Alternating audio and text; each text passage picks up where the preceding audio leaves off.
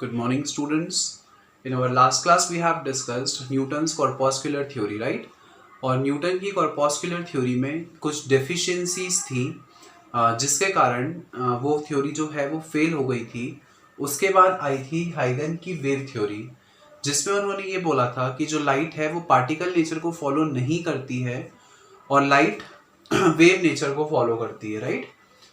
1678 में क्रिस्टियन हाइगन was a Dutch scientist जिन्होंने ये बोला था कि जो लाइट है वो वेव के फॉर्म में ट्रेवल करती है और लाइट वेव नेचर को फॉलो करती है. मतलब लाइट हर उस प्रॉपर्टी को फॉलो करेगी जो एक वेव की प्रॉपर्टी होती है, राइट? तो हाइगन की वेव थ्योरी पर बेस्ड कुछ पॉस्टुलेट्स उन्होंने दिए थे that all we will discuss one by one in detail. Okay, first of all उन्होंने ये बोला कि the light propagate in the form of wave. Obviously जो लाइट है वो वेव के फॉर्म में ट्रेवल करती है, सबसे पहले ये बोला गया था. मतलब इस तरीके से जो है वो लाइट प्रोपोगेट करेगी. अभी तक क्या बोला जा रहा था कि जो लाइट है वो पार्टिकल नेचर को फॉलो करती है. मतलब इस तरह से छोटे छोटे पार्टिकल से मिलकर बनी होती है जिनको नाम दिया गया था कॉर्पस्कल्स. बट जब वो थ्योरी फेल हुई तो हाइगन ने बोला कि लाइट कॉर्पस्कल नेचर को फॉलो नहीं करती है बल्कि वेव नेचर को फॉलो करती है, right? Like this. Then these waves propagate in all possible directions with the constant velocity that is c is equal to 3 into 10 to the power 8 metre पर second. फिर then उन्होंने बोला कि जो light की स्पीड है वो लाइट की जो स्पीड है वो कांस्टेंट रहती है और कितनी रहती है? 3 into 10 to the power 8 metre पर सेकेंड. वी नो दैट कि जो लाइट की स्पीड होती है एयर और वैक्यूम में वो कितनी होती है? 3 into 10 to the power 8 metre पर सेकेंड, राइट? तो उन्होंने यही बोला कि ये जो लाइट वेव्स होती हैं वो 3 into 10 to the power 8 metre पर सेकेंड की वेलोसिटी से हर डायरेक्शन में कांस्टेंट वेलोसिटी से मूव करती हैं, right? Then the next is when these waves strike with any object and reflect back and reaches to our eye, then the sensation of vision is produced. उन्होंने क्या बोला कि कोई object हमको कैसे दिखता है. मान लीजिए ये कोई ऑब्जेक्ट है, ठीक है, और यहां से आप देख रहे हो. तो जब किसी लाइट सोर्स से लाइट इस ऑब्जेक्ट पर आकर टकराई और यहां से टकराने के बाद वो रिफ्लेक्ट होकर हमारी आंखों तक गई, और जब कोई लाइट रे हमारी आंखों तक गई तो हमको क्या हुआ? Sensation of vision. और जब हमको सेंसेशन ऑफ विजन हुआ तो जब ये वेव हमारे आंखों के रेटिना से जाके टकराई तो वहां से हमको सेंसेशन ऑफ विजन हुआ और इस तरीके से ये जो ऑब्जेक्ट है वो हमको विजिबल हुआ, राइट? सो यही उन्होंने बोला कि जब भी कोई लाइट वेव किसी पार्टिकल से टकरा के आपके रेटिना तक जाएगी तो आपको क्या होगा? Sensation of vision. और इस तरीके से हमारी आंखें किसी भी ऑब्जेक्ट को देख पाती हैं. Then next point, the sensation of different colour is due to the different wavelength. अलग अलग कलर का सेंसेशन हमको क्यों होता है? क्योंकि अलग अलग कलर की अलग अलग वेवलेंथ होती है. जैसे और ऑब्वियसली यही चीज है कि जो अलग अलग कलर्स हैं, जैसे विबग्योर, अलग अलग कलर क्यों दिखते हैं? क्योंकि हर एक कलर की जो वेवलेंथ है वो अलग अलग है, राइट? सो ये चीज भी उन्होंने बोली थी, तो it is quite applicable. Then the next one is these waves travel in weightless and homogeneous medium called ether. उन्होंने क्या बोला कि ये जो वेव्स होती हैं वो उनको प्रोपोगेट होने के लिए एक मीडियम की जरूरत होती है और ये मीडियम को उन्होंने नाम दिया था ईथर. मतलब उन्होंने क्या बोला कि पूरे यूनिवर्स में एक colourless, odourless, weightless, low density and high elasticity वाला एक मीडियम स्प्रेड है. मतलब उन्होंने बेसिकली क्या बोला कि पूरे यूनिवर्स में एक मीडियम स्प्रेड है, ठीक है, और ये कैसा मीडियम है? It is a weightless, odourless, colourless, low density and high elasticity का एक मीडियम है और इस मीडियम को उन्होंने नाम दिया था ईथर, ठीक है.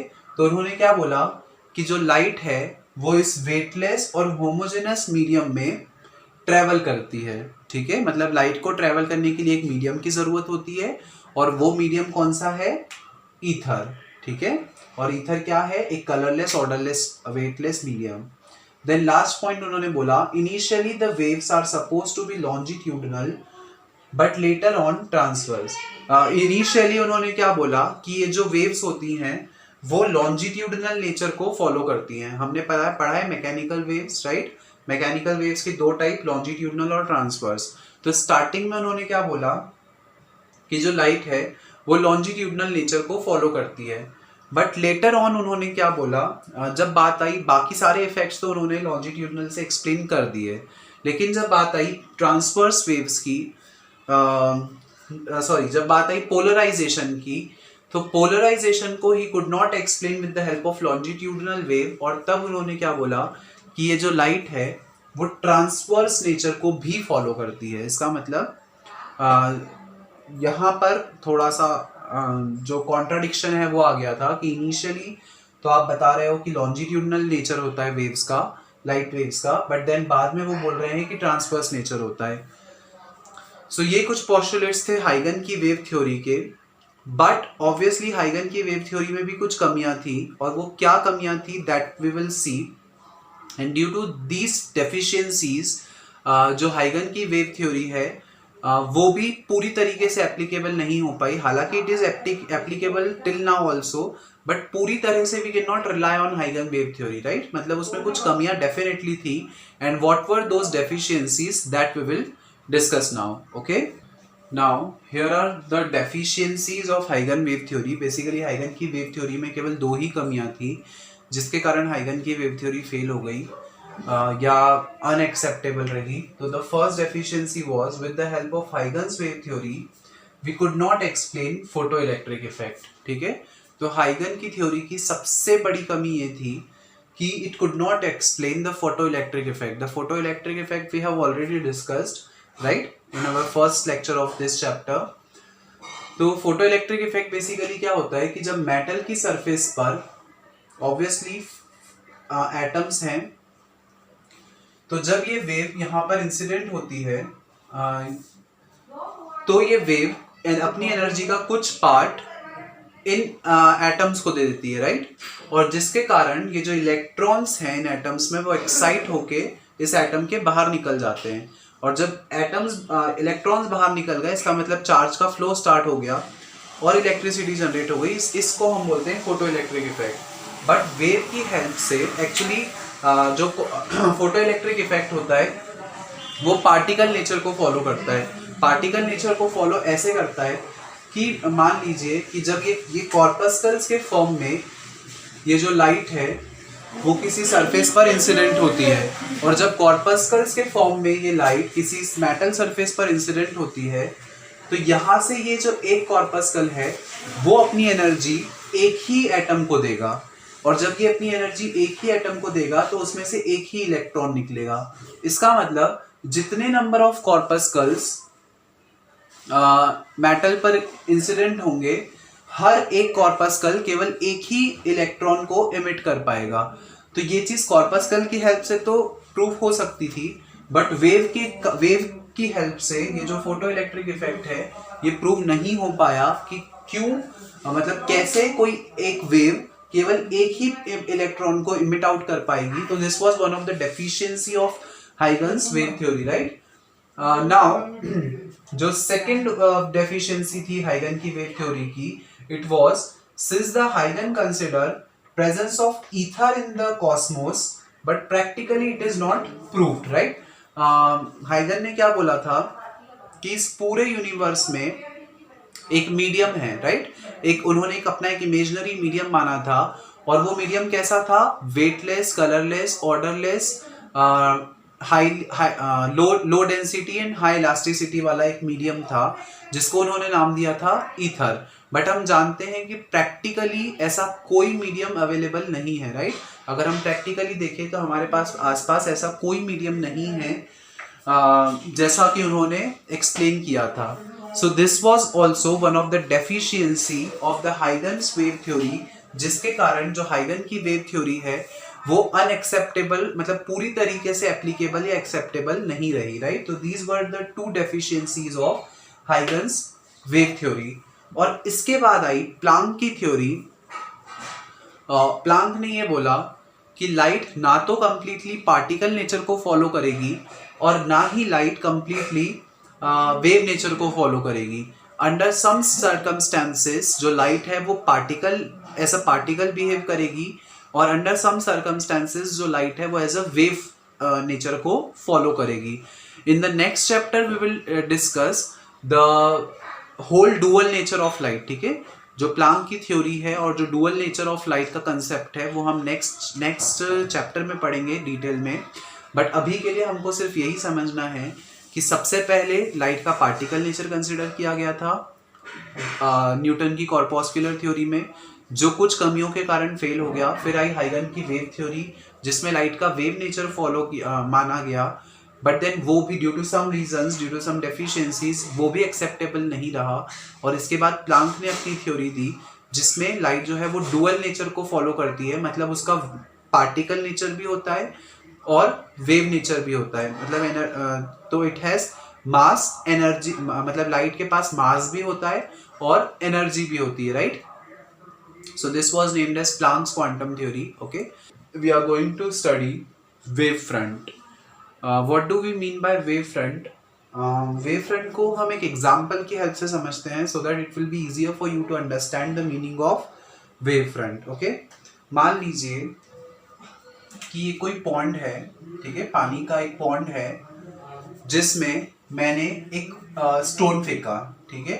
तो जब मैंने इसमें एक stone मारा तो ऑब्वियसली इसमें रिपल्स बनेंगी, राइट, मतलब पानी की ये लहरें बनेंगी इस तरीके से। और अगर इसका मतलब ये जो पार्टिकल्स हैं, ऑब्वियसली इन लहरों के कारण जो पार्टिकल्स है उनमें डिस्प्लेसमेंट होगा, है ना। और अगर मैं यहाँ पर जितने भी पार्टिकल्स हैं उनको कंसिडर करूं तो ये सारे पार्टिकल्स सेंटर से दूर की तरफ डिस्प्ले हो रहे हैं, राइट। मतलब इस तरीके से ये जो सारे पार्टिकल्स हैं वो डिस्प्लेस हो रहे हैं, राइट। इसका मतलब हम ये कह सकते हैं कि इस सरफेस पर जितने भी पार्टिकल्स हैं वो सब सेम फेज में हैं, राइट। तो जब पार्टिकल्स सेम फेज में होते हैं तो उन सबको अगर मैं और उन सब के अलोंग अगर मैं एक टेंजेंट ड्रॉ करूं, या कह सकते हैं the locus of all the points is said to be the wave front. तो सिंपली हम ये कह सकते हैं कि किसी लाइट सोर्स से जब लाइट रेस किसी लाइट सोर्स से जब लाइट रेस इमिट होती हैं तो वो वेव के फॉर्म में होती है, राइट। और हमने पढ़ा था कि जो वेव्स हैं वो सारे डायरेक्शन में सेम वेलोसिटी से प्रपोगेट होती है। तो जब किसी लाइट सोर्स से लाइट वेव्स निकली वो सारे डायरेक्शन में सेम वेलोसिटी से प्रपोगेट हो गई, तो जब हमने मान लिया इस तरीके से जो लाइट है वो प्रपोगेट हो रही है, राइट। तो किसी पॉइंट पर इस सरफेस पर जितने भी पॉइंट्स होंगे वो सारे सेम फेज में होंगे, राइट। वो सारे सेम फेज में होंगे, और जब ये सारे पॉइंट्स सेम फेज में होंगे तो इसी को हम क्या बोलेंगे, wave front, right. So we can say that the locus of all the points of any surface is said to be a wave front, right. Now basically जो वेव फ्रंट होता है वो 4 टाइप्स के होते हैं। Okay, there are 4 types of wave front. First one is spherical wave front, then circular wave front, then the next is cylindrical wave front, और last में आता है प्लेन वेव फ्रंट।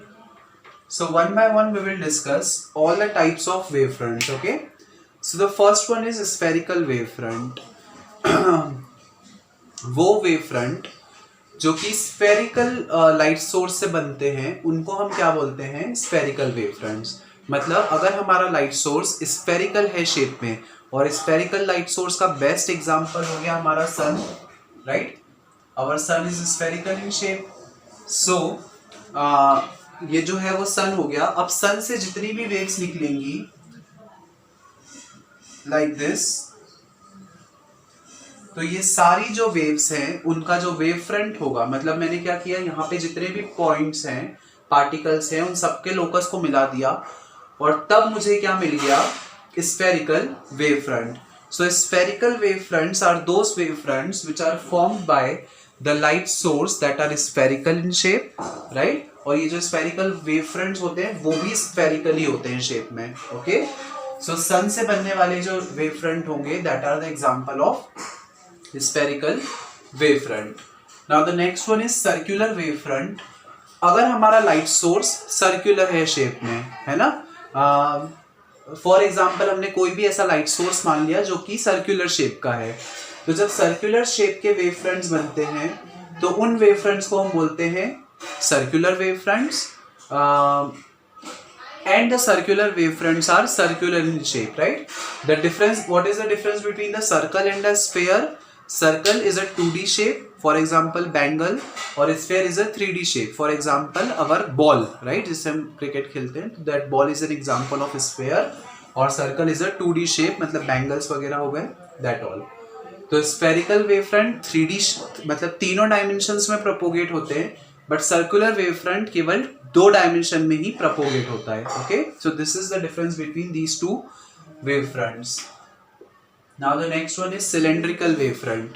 जब आपका लाइट सोर्स सिलेंड्रिकल हो shape में like this, तो उससे बनने वाले जो वेव फ्रंट्स होंगे वो कैसे होंगे, cylindrical wave fronts. For example जो हमारी ट्यूबलाइट है that is cylindrical in shape, तो ट्यूबलाइट से बनने वाले जो वेव फ्रंट्स होंगे वो कैसे होंगे, सिलेंड्रिकल होंगे शेप में, और उनको हम क्या बोलेंगे, cylindrical wave fronts, right. Now अच्छा, इन तीनों वेव फ्रंट्स के लिए एक नेसेसरी कंडीशन है कि the distance between the light source and the observer, the distance between the light source and the observer should be finite. मतलब ऑब्जर्वर से source की जो डिस्टेंस है वो फाइनाइट होनी चाहिए, it should not be infinite.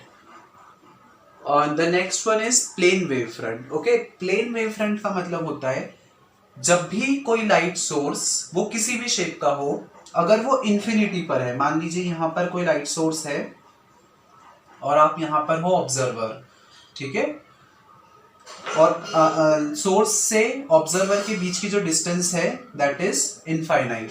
तो जब सोर्स से ऑब्जर्वर की डिस्टेंस इनफाइनाइट होती है तो उस केस में चाहे हमारा लाइट सोर्स किसी भी शेप का हो, जब तक वेव फ्रंट सोर्स तक पहुंचेंगे तब तक वो कैसे बन जाएंगे, plane in shape, and that's why they are said to be plane wave fronts. Okay, so plane wave fronts are the wave fronts which are formed by the sources that are at infinite distance from the observer. Okay, so when the source is at the infinite distance from the observer, then the wave fronts formed in that case are said to be the plane wave front.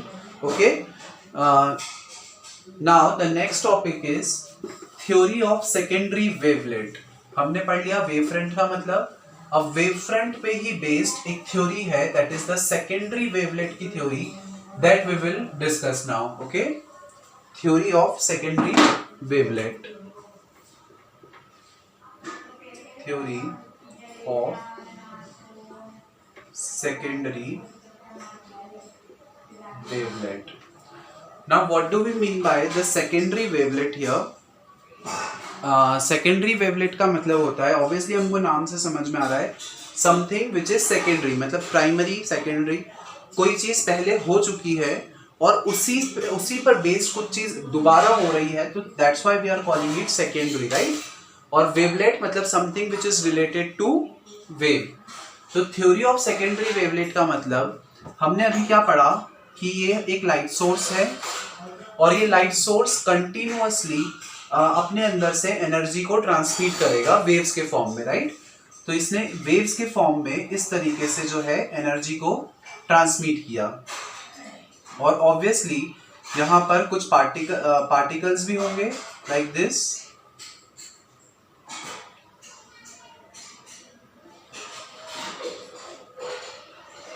और इसी को हम बोलते हैं wave front. मतलब ये हो गया हमारा S हो गया हमारा लाइट सोर्स, और इसने एक वेव फ्रंट जनरेट किया जिसमें ये पॉइंट P1, इसको हमने नाम दे दिया P1, P2, P3 up to dot dot dot so on, और लास्ट वाले को हमने नाम दे दिया PL।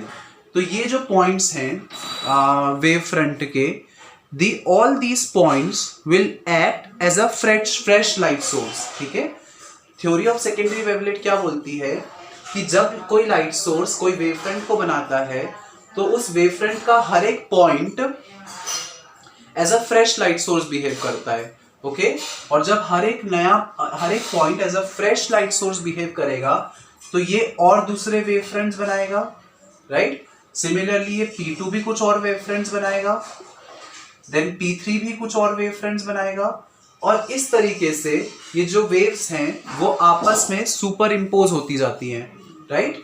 तो इसका मतलब हर एक point as a fresh light source behave करता है और वो नए नए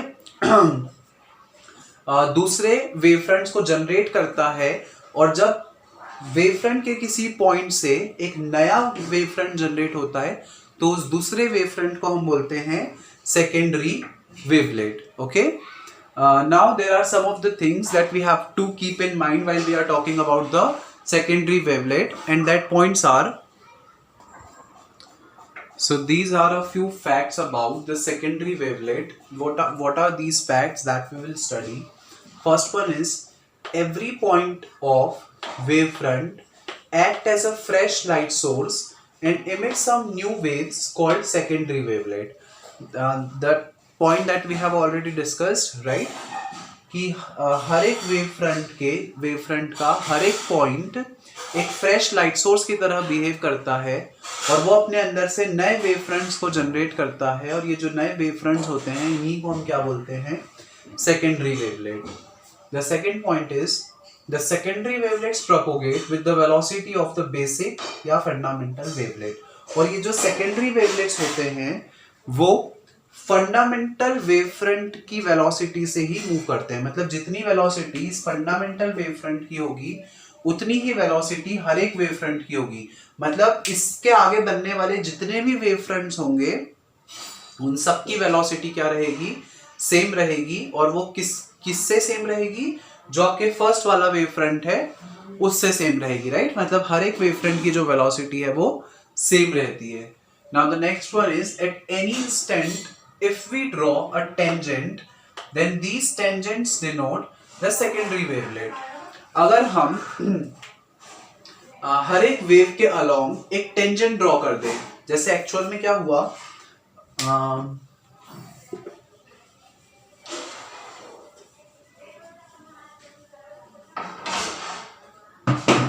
this was our light source, right।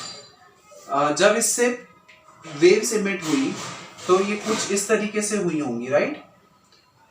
मतलब हर एक पॉइंट पर जो पार्टिकल्स थे वो अलग अलग मतलब सेम फेज में थे, और जब हम इन सारे पार्टिकल्स को ज्वाइन करती हुई एक टेंजेंट ड्रॉ कर देते हैं लाइक दिस, तो this tangent is said to be the wave front, right. तो सिमिलरली जब ये point as a fresh light source behave कर रहा है तो इसके अंदर से भी अलग अलग पार्टिकल्स निकलेंगे लाइक दिस, और जब हम इन पार्टिकल्स को ज्वाइन करती हुई टेंजेंट ड्रॉ कर देंगे तो ये जो टेंजेंट होंगी इनको हम क्या बोलेंगे, secondary wavelets, right.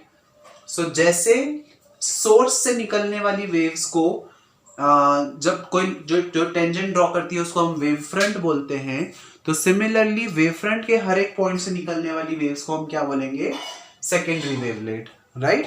So I hope the wavefront and the secondary wavelets are clear to all of you, okay। So that's all for today's class, students. The further topics we will study in the next lectures. Thank you.